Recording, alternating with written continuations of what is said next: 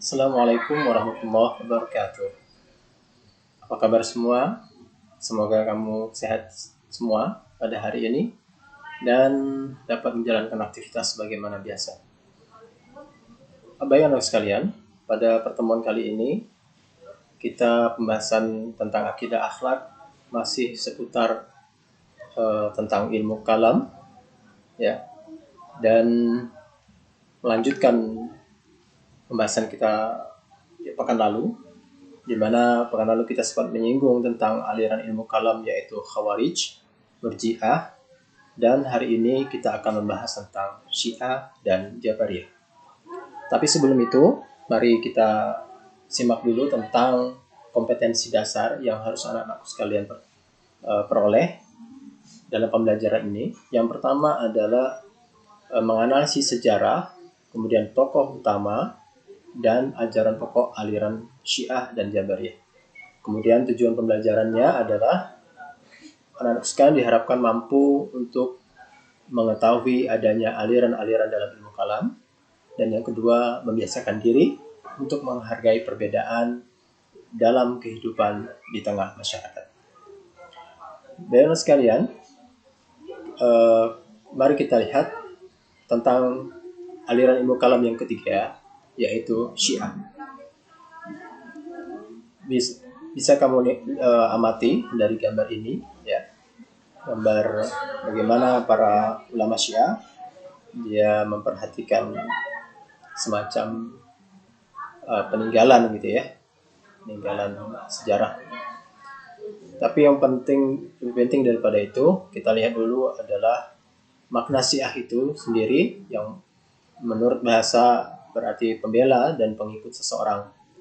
Adapun secara istilah bermakna bahwa Syiah adalah kaum yang menyatakan bahwa Ali bin Abi Thalib sangat utama di antara para sahabat dan lebih berhak memegang kepemimpinan kaum muslimin sepeninggal Rasulullah SAW.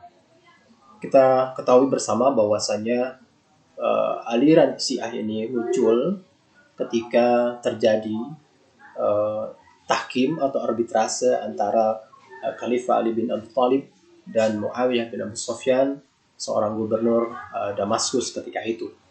Dan sudah kita singgung kemarin bahwasanya hasil daripada arbitrase itu kemudian muncul golongan yang memisahkan diri, yaitu golongan Khawarij, dan ada golongan yang dia netral, tidak berpihak kepada Ali maupun berpihak kepada Muawiyah, yang kemudian dinamakan aliran Murji'ah, dan yang mendukung Ali bin Abi Thalib, mereka lah memproklamirkan dirinya sebagai aliran Syiah.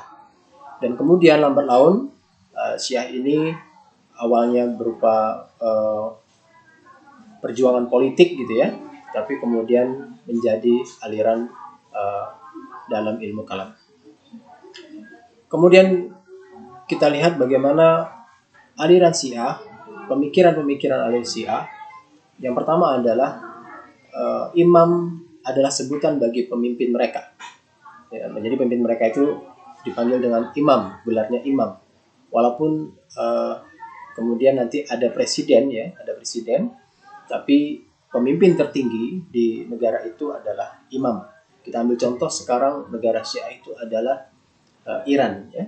Negara Iran itu mereka mayoritas penduduknya beragama Syiah, dan agama yang dilegalkan, ya, atau agama resmi di negara Iran itu adalah Syiah, seperti itu. Kemudian mereka beranggapan bahwasanya Ali bin Abi Thalib adalah imam, ya, adalah imam atau pemimpin setelah wafatnya Rasulullah SAW. Kemudian yang ketiga, beriman kepada imam dan taat kepadanya adalah sebagian dari iman. Nah, ini yang paling sangat berbeda nanti dengan golongan Ahlus Sunnah wal Jamaah. Kemudian yang keempat, imam adalah guru besar yang maksum. Ya, ada yang tahu maksum itu apa?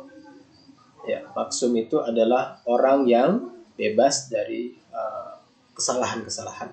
Jadi ini bisa disejarkan nanti dengan posisinya dengan para nabi. Baik, kemudian kita lihat tentang aliran-aliran Syiah. Ya.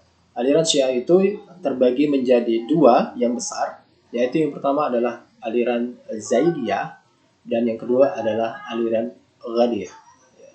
Kalau aliran Zaidiyah ini mereka lebih pemikiran-pemikirannya, keyakinan-keyakinannya tidak terlalu menyimpang dengan ahli sunnah.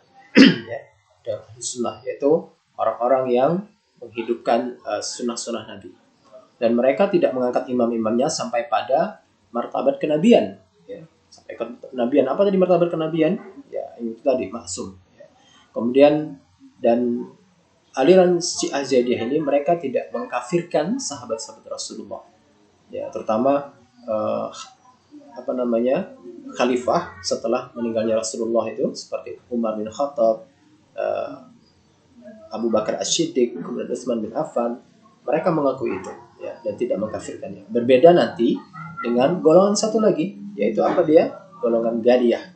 Karena mereka ini dianggap golongan yang ekstrim ya dan banyak penyimpangan-penyimpangan dari ajaran Rasulullah Sallallahu Alaihi Wasallam.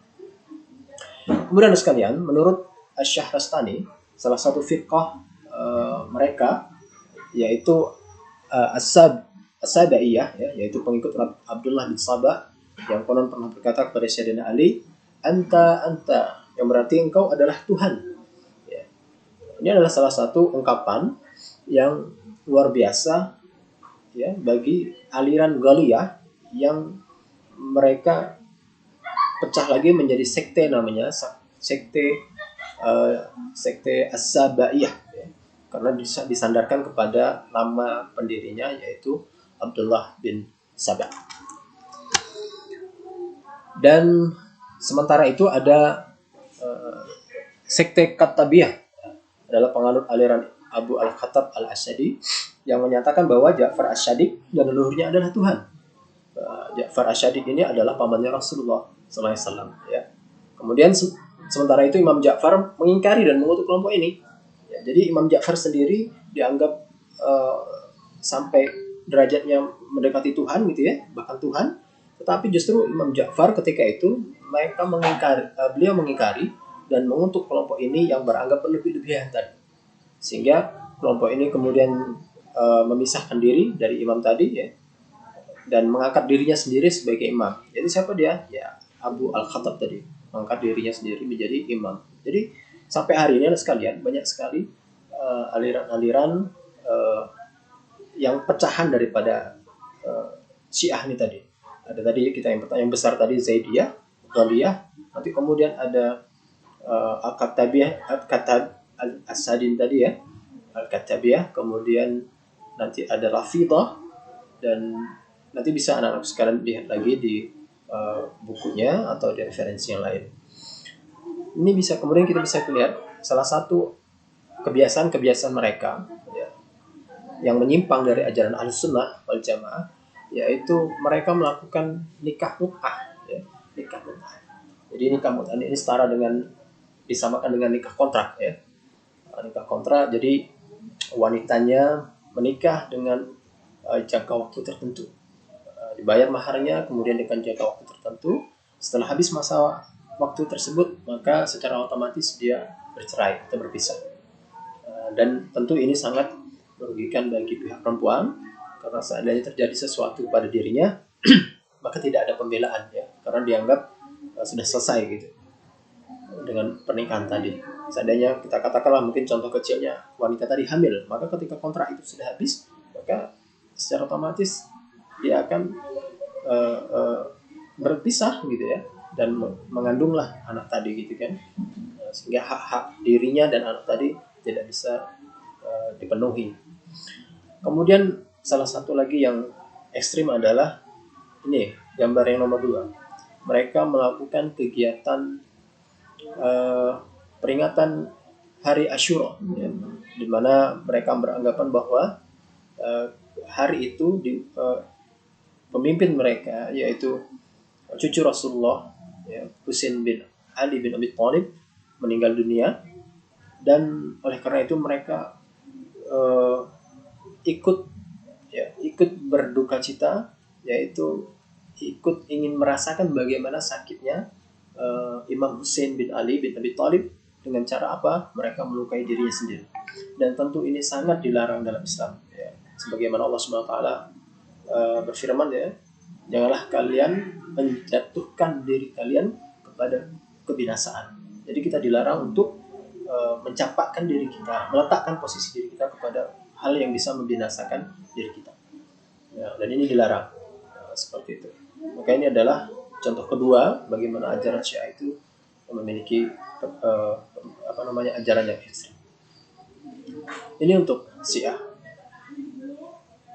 Kemudian kita masuk ke Jabariyah. Ya. Aliran kedua Jabariyah, kita lihat sejarah Jabariyah ini muncul dari sikap skeptis ya terhadap situasi politik pada masa pemerintahan Muawiyah bin Abu Sufyan. Artinya mereka pasrah gitu ya, skeptis, pasrah, perasaan di mana ketidakberdayaan itu kemudian dirumuskan menjadi pemikiran teologi ya. Bahwasanya apa? Semua perbuatan manusia merupakan wujud kehendak Allah Subhanahu wa taala. Nah, doktrin teologi yang demikian itu sangat menguntungkan Muawiyah ketika itu. Kenapa? Ya karena dia memegang kekuasaan. Sehingga pemikiran agama seperti ini dipolitisasi oleh Muawiyah ya, agar kemudian Muawiyah tetap bisa menjadi khalifah ketika itu. Contoh begini ya, sederhananya, udah kamu enggak usah menantang saya. Ini sudah takdir dari Allah gitu. Ya, ini sudah takdir dari Allah, kamu terima saja ya takdir itu dan kita jalanin saja seperti biasa atau kehendak Allah seperti apa. Nah, begitulah kurang lebih bagaimana Muawiyah mempolitisasi pemikiran Jabariyah ini. Kemudian siapa pendirinya? Yaitu Ja'ad bin Dirham, dan selanjutnya dikembangkan oleh Sofwan ya, oleh Jaham bin Sofwan ya, dan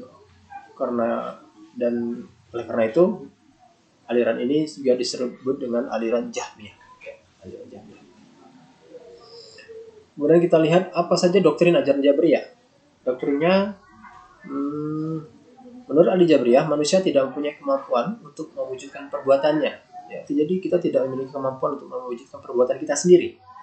Segala gerak dan perbuatan yang dilakukan manusia pada hakikatnya adalah dari Allah semata. Jadi ini bahasa lainnya apa nih? Bahasa lainnya seperti kita ini seperti wayang yang dimainkan oleh dalang. Jadi terserah dalangnya ya, mau menggerakkan ke kanan, menggerakkan ke kiri, mau mengajak berantem segala macam, itu terserah dalangnya. Nah, menurut doktrin Jabariyah ini kita seperti itu ya. Tidak bisa berbuat apa-apa. Kemudian yang anehnya adalah manusia tetap mendapatkan pahala atau siksa gitu, karena perbuatan baik atau jahat yang dilakukannya. Jadi semacam kontradiksi gitu ya pikirannya. Di satu sisi dia tidak bisa berbuat apa-apa, tapi di sisi lain dia mendapatkan hukuman pula gitu ya, mendapatkan hukuman, pahala atau siksa seperti itu. Jadi demikian anak sekalian bagaimana pemikiran Jabariyah terkait dengan pandangan mereka terhadap agama ini. Ya. Baik, sampai di sini dulu mungkin untuk kedua aliran ilmu kalam ya, yaitu Syiah dan Jabariyah. Nanti anak-anak sekalian bisa baca lagi ringkasan materinya dan mudah-mudahan bisa difahami. Dan jika mana ada pertanyaan boleh nanti WA ke Bapak ya, WA ke Bapak dan insyaallah nanti akan Bapak jawab. Demikian saja. Assalamualaikum warahmatullahi wabarakatuh.